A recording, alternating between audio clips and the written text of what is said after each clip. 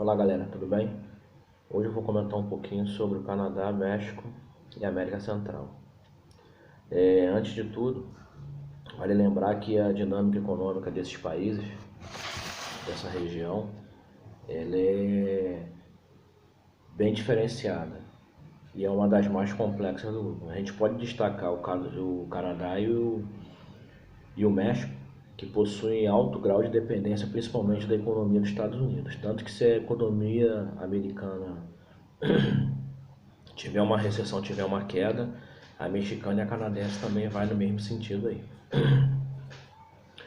E a América Central ela desempenha um papel estratégico, onde ela acaba se tornando uma região de disseminação de várias manifestações. Contudo, o país da região tem baixos índices econômicos, principalmente ao longo da história.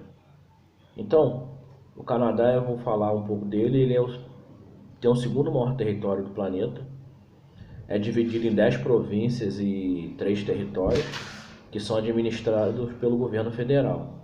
A principal província é Ontário, que faz fronteira ali com os Estados Unidos ali, onde está localizada a capital do país, Ottawa, e possui a maior cidade, que é Toronto.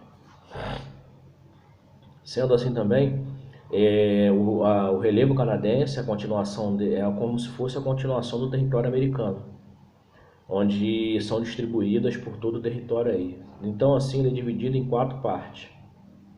Na parte norte o relevo apresenta altas altitudes, com altitude reduzida, localizada próximo ao Círculo Polar Ártico, onde possui temperaturas muito baixas e a presença de neve. Um pouco mais a sul, no centro-norte, o clima fica um pouco mais ameno, tornando-se temperado frio, formação e é caracterizado pela formação vegetal da taiga, que é a floresta de coníferas. Na porção oeste, o relevo é caracterizado por um dobramento moderno, que é chamado de formações recentes e com elevadas altitudes, onde se encontram as maiores cadeias de montanhas do território, que é chamado de Monte McKinley, com mais de 6 mil metros de altitude. E o clima daquela região é o frio de montanha, com temperaturas baixas e variadas de acordo com a chuva, vegetação semelhante à de clima frio.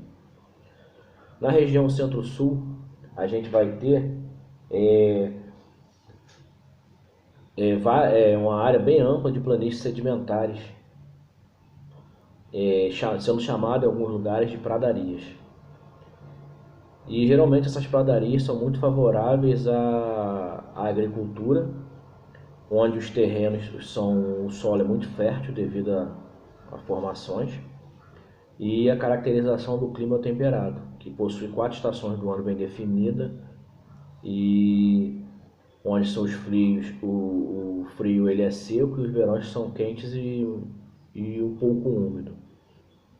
E no leste localizam-se as formações geológicas mais antigas, escudo canadense, que envolve o Planalto do Labrador, e nas latitudes elevadas tem um clima temperado frio, e na maior proporção o clima temperado.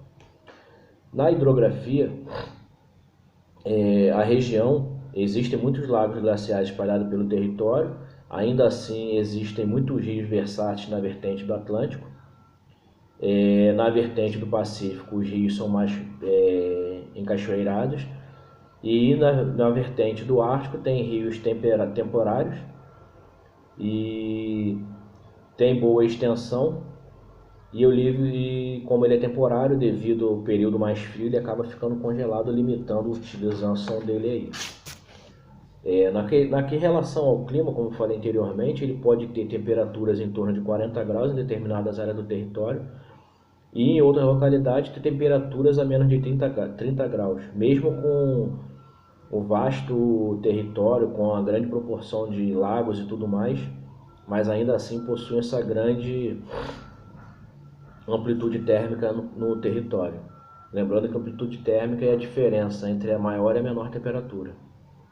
Em relação à vegetação, a gente pode destacar as pradarias e a floresta boreal.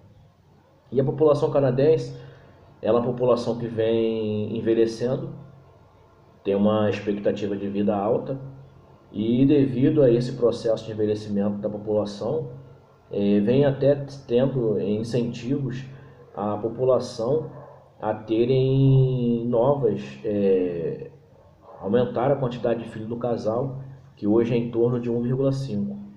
E devido a essa baixa taxa de natalidade, eles vêm incentivando também o programa de imigrantes, para poder, o que vem acontecendo em alguns países da Europa também. Eu esqueci de mencionar em relação à vegetação também a tundra, que é muito comum na região do extremo norte do país. E devido a essa população também, os imigrantes que vêm se destacando são alguns asiáticos e latino-americanos, até porque o país é um forte atraente para imigrantes devido às condições de vida. E de acordo com os índices de desenvolvimento humano das Nações Unidas, o país possui altos índices. E em relação ao desenvolvimento econômico do Canadá, a gente pode destacar a raiz histórica que tem desde a colônia, que é a existência de recursos minerais e energéticos. E principalmente é o dinheiro, a verba vinda dos Estados Unidos. E com isso daí, o uso de tecnologia ele é muito intenso, graças aos subsídios governamentais na produção de leite, hortifruti, batata, trigo, carne, entre outros aí. Não só no processo industrial e extrativo também, as maiores fábricas concentram na região do Vale do São Lourenço e nas províncias de Ontário e Quebec, que ficam ali próximo ali às fronteiras americanas, justamente para poder facilitar essa proximidade dos Estados Unidos, onde o Canadá tem os Estados Unidos como principal parceiro comercial. E também as atividades extrativistas são muito importantes, que o território possui grandes reservas minerais, destacando o petróleo, onde o Canadá possui terceiro no mundo, o carvão, e entre outros recursos minerais como alumínio, cobre, ferro, nióbio, ouro, urânio, zinco. Outra atividade muito importante no Canadá é a indústria madeireira, que ocupa milhares de trabalhadores, e o país possui mais de 200 milhões de hectares de terras florestais, comerciais. Porém, dessa proporção toda, apenas 5% é aproveitado no decorrer do ano. E dentro desse aproveitamento desses 5%, existe um programa de reflorestamento para poder ir utilizando e não faltar. Então, está sempre dando tempo de ter o crescimento devido ao longo dos anos aí. E o comércio externo é a maior propulsora da economia canadense, principalmente porque ela faz muita comercialização com os Estados Unidos e vários outros países aí. E vale lembrar que a política canadense ela é vinculada até hoje ao governo, ao Reino Unido, onde ele vive uma monarquia constitucional, onde a Rainha Elizabeth, a rainha do Reino Unido, é quem comanda as informações, quem comanda como se fosse na Inglaterra, porém quem comanda o país é o primeiro-ministro, que ela pode indicar um representante local para poder ser esse governador-geral. Entretanto, a província de Quebec, que é a maior do país e responsável pela maior parte do produto interno do país, o produto interno bruto, ela vem sendo responsável pelo processo de emancipação. No caso do México, que fica ao sul dos Estados Unidos, depende muito da economia americana, principalmente devido às indústrias maquiladoras, onde elas produzem muito materiais e inúmeros produtos, e essas indústrias maquiladoras esses produtos não podem ser comercializados no território mexicano, somente no americano, ou seja, o governo estadunidense ele utiliza só a mão de obra do México para poder produzir esses recursos e levarem para os Estados Unidos. O clima, ele é muito variado, devido a estar na localização intertropical ali. Ele tem climas tropicais e climas áridos, devido principalmente a várias correntes marítimas das regiões ali, então o clima é muito variado. Tem contraste também, principalmente nas paisagens naturais de redes xerófilas e também florestas pluviais com formações latifoliadas e perennifólias. Possui também a terceira maior população absoluta das Américas. Possui uma base da população na sua pirâmide etária. A população vem passando por um processo de envelhecimento, porém ainda a taxa de natalidade é muito alta, e devido também ter uma alta taxa de mortalidade, principalmente entre homens da fase adulta, devido à criminalidade que invade o país. Isso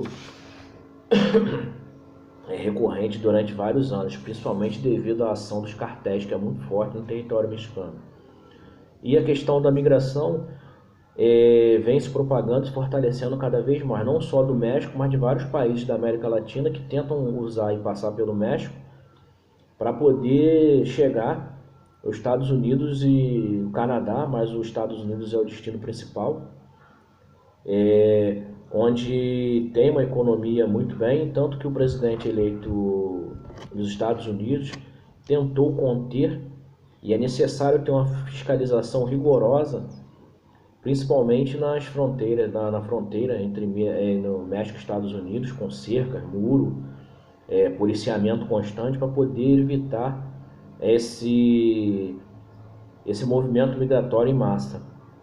E isso vem ocasionando, principalmente no México, vem aumentando no México e nos países da América Central, devido principalmente às grandes desigualdades sociais, que vêm se fortalecendo e crescendo cada vez mais. E a principal causa do reflexo aí dessa grande desigualdade social, no México, por exemplo, onde mais de 50 milhões de mexicanos vivem em situação de pobreza, a causa principal, o problema é o tráfico de drogas. E a principal meta do tráfico de drogas é os Estados Unidos, onde é um maior, digamos assim, para eles é o melhor mercado de traficante, ou da ação dos cartéis. Como eu falei da indústria, ela é bem diversificada e a atividade extrativa também, ele é muito rico em recursos minerais como ouro, prata, gás natural, petróleo. E durante muito tempo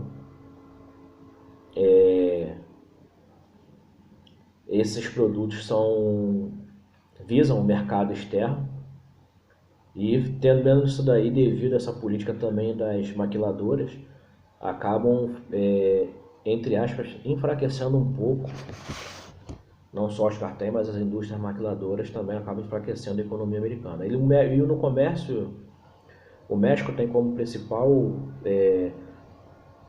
parceiros os Estados Unidos, Canadá, China, Alemanha, Japão, tanto para compra quanto para venda. E em relação aos países da América Central, a gente pode destacar Cuba, onde a maioria dos países tem uma população praticamente formada por jovens. A população de vários países do continente da América Central é considerada pobre, tem uma baixa expectativa de vida, até porque a principal atividade extrativa, recurso financeiro é o turismo, e principalmente também devido à localização, a América Central possui grande divergência política, como por exemplo Cuba, que era uma ilha totalmente fechada e vem sendo aberta recentemente devido a esses programas aí. E vale destacar também a Nicarágua, que é o maior país da América Central, mas possui também grandes diferenças sociais, e devido a problemas sociais, problemas com política interna, vem sofrendo questões no seu desenvolvimento aí. Então o que eu tinha para falar hoje era a respeito disso daí. Vale lembrar que isso está no livro de vocês. Um abraço, fico com Deus.